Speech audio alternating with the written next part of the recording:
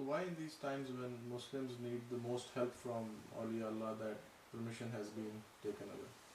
Because Muslims do not believe in the awliya Allah, majority. And they're not asking help from the awliya Allah. They're asking help from America or China or Russia. Here, we have to expand our view also of Muslims, not just as us, individuals or family members, but as communities, as countries, as nations, as leaders of that nation, as leaders of the economic system. Okay? They're not asking, they're not really believing. How many Muslim leaders there are out here in so-called Muslim countries that they're actually praying 5 times a day? Big question mark there. The Khilafat fell, the new regime came, most of them, they're either communist, atheistic, or secular.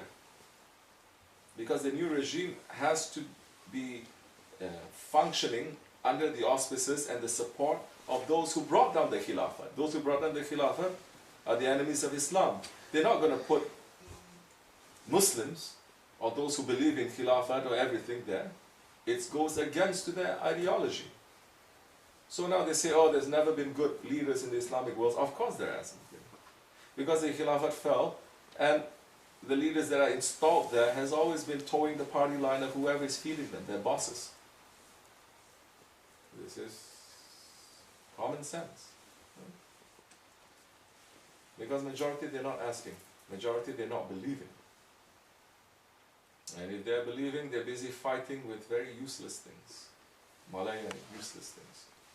Over and above it, Allah is not giving permission to awliya Allah. You know, there was one awliya Allah, when he was about to pass from veiled, when he was about to be veiled from this world.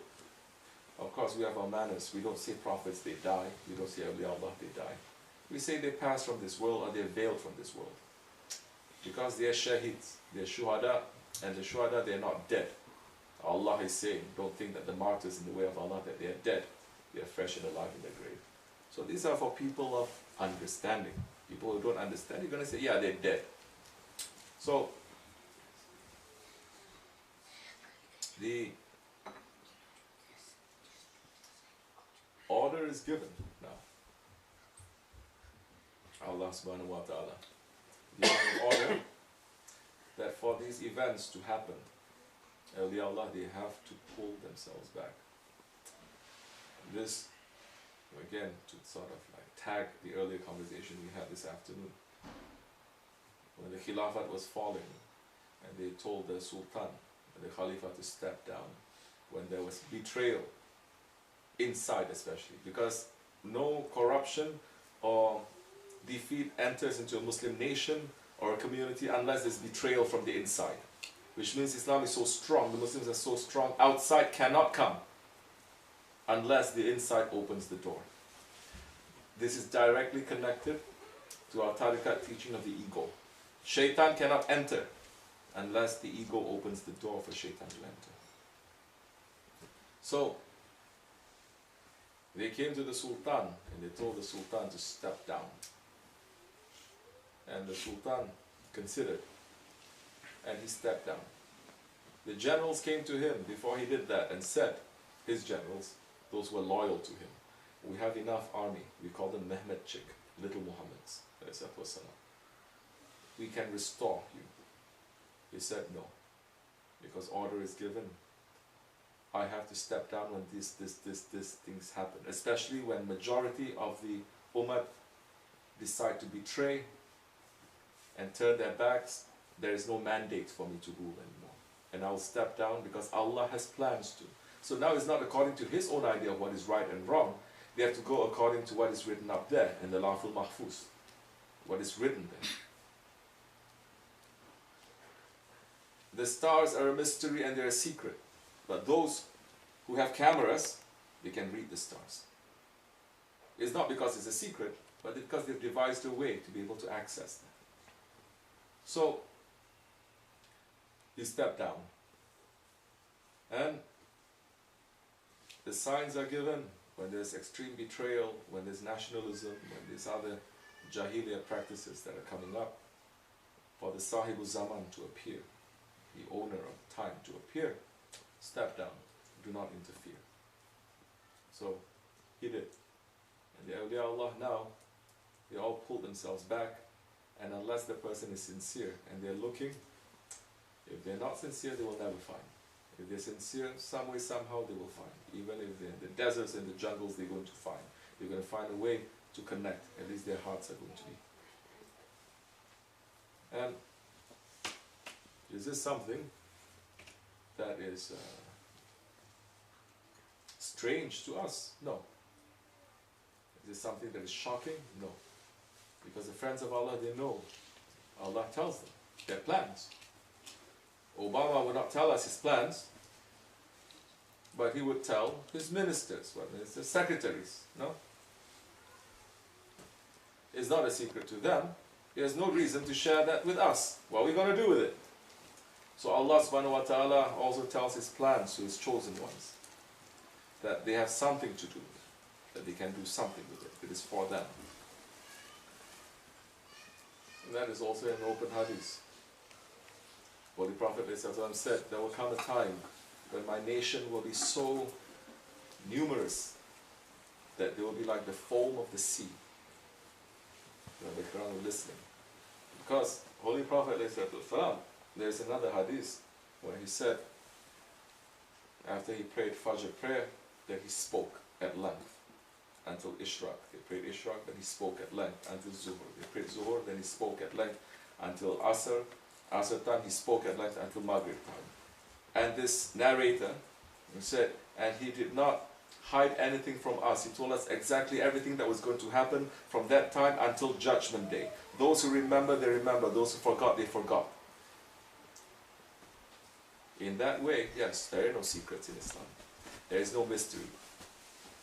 But this mystery and this secret is not given to everyone. It's only given to those ones who are able to hold it. And they asked him, your followers will be as numerous as the foam of the sea? And he says, yes. But their enemies will come and they will ravage their dinner table like wild animals. They will come and they will steal everything from them. They have resources, meaning they have so much, but the enemies will come and they will take everything away from them, and they will be helpless to protect it.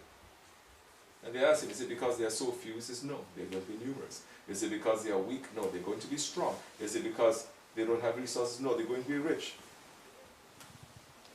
It says they are going to be in that predicament, in that situation, because of two things. Hubub dunya, the love of the world, and the fear of death.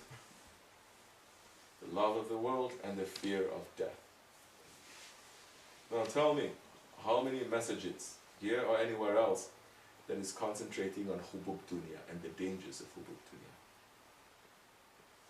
Or majority saying, we must progress, we have to get more education, more advancement, more and more and more and more and more to catch up with them. And how many messages really concentrating on the preparation of death? Okay. And we see it everywhere. They don't like us to even speak about death. They don't speak about death. It's going to make you very upset. And remembrance of death is one of the most important things for the believers, to be remembering. Why? Because it's a doorway for us to return to our Lord. This is fake. This dunya is fake. Isn't it? Simple things that we have in Islam, if we just hold on to it, we're going to learn so much. The funerals. How many real Muslim funerals are there? How many real tahlils are being read? Or are we following more and more the Western way of having funerals? Clinical, organized, chairs, green carpets, bulldozer. But no, that is a real experience. You have to smell the earth, you have to see it, you have to touch it. That's why it's sunnah for us to pour earth into it, to know that this is where we're going to be. That is reality. That is a reality that no one can deny, whether you're a Christian, Jew, believer, non-believer, or Muslim. Everyone is going to end up like that. So think. Every moment now is an opportunity for us to think about our Lord. But they take everything away now too. following the Christians.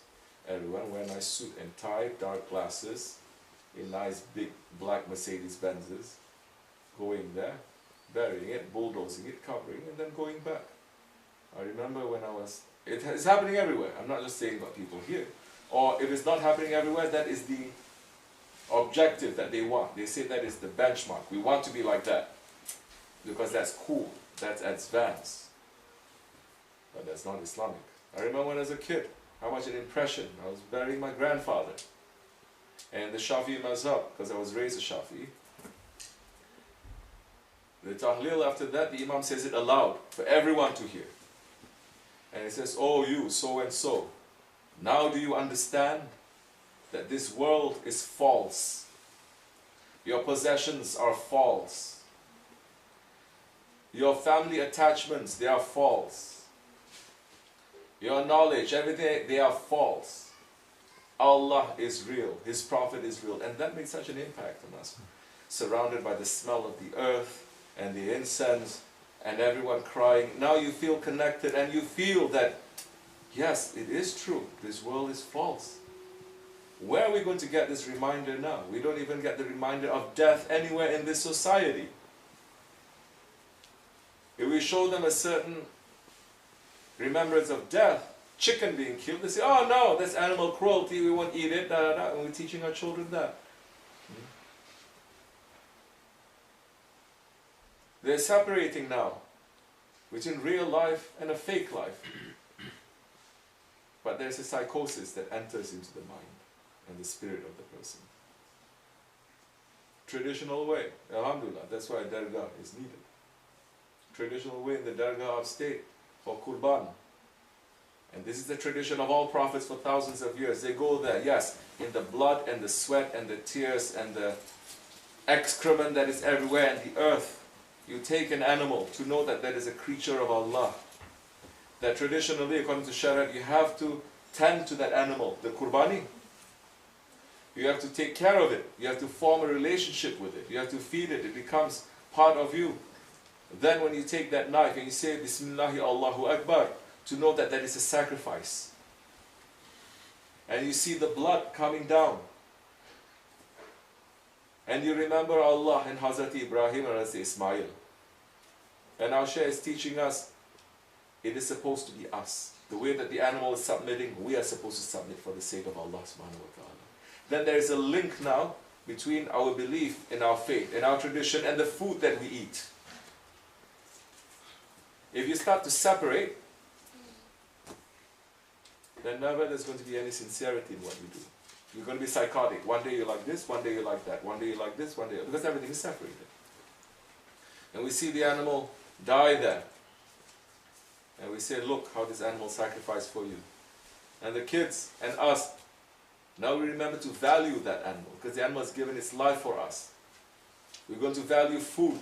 We're going to teach not to waste the food, how to respect the food. So many lessons in one simple action. That is not a ritual. But you need someone to break it down, to explain and to connect it. Then that, we hang the animal up, we blow it, we take out the skin, we take out the stomach, everything. We get down into the real, the prophets, they did this, why shouldn't we be doing this? You take the skin, you wash it, you send it to be clean, and it comes back as a hide and is used as a sajada, as a jannamas. And how much of a blessing is that to use that? Now, continuous connection. It goes back and forth. It's not separating. And that is the role of a dad. That is the role of a chef. So, inshallah, those who want, they are welcome. Those who don't want, as you like. Good luck to you. But we're happy. They say we're a little bit crazy. That's okay. We're happy. We're crazy. We're not normal. Wants to be normal. Alhamdulillah. Assalamu alaikum. Not these days that